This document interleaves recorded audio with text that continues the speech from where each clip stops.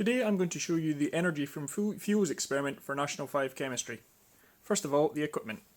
Got a clamp stand, got 3 spirit burners with methanol, ethanol and propanol in them, got a thermometer, got my bench mat, an aluminium can, a beaker with blue water in it, this is dyed blue so you can see it on camera, got a measuring cylinder, and I've got a stop clock.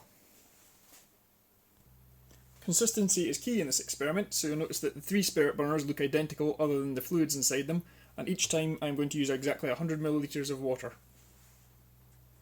The first part of the experiment is very simple, just measure 100 millilitres of water into the measuring cylinder. It's important to be accurate here.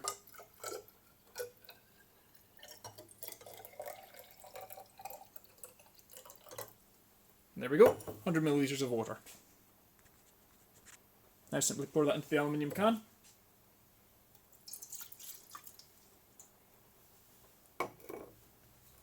And attach to the clamp stand.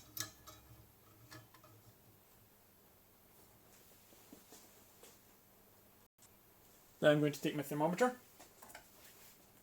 It's a digital thermometer, this one, so you can see it on camera hopefully.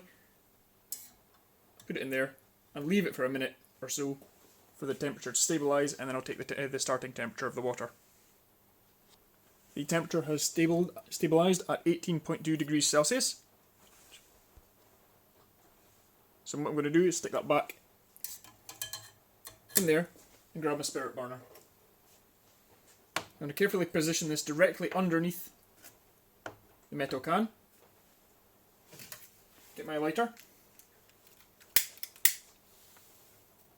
Ignite the spirit burner and start the stop clock and wait a minute. Exactly a minute. While stirring.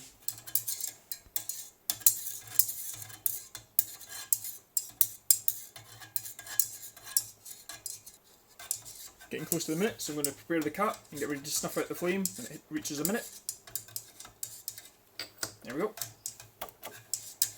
Now I'll continue stirring as the water will continue to rise in temperature just because of the latent heat from the metal of the can.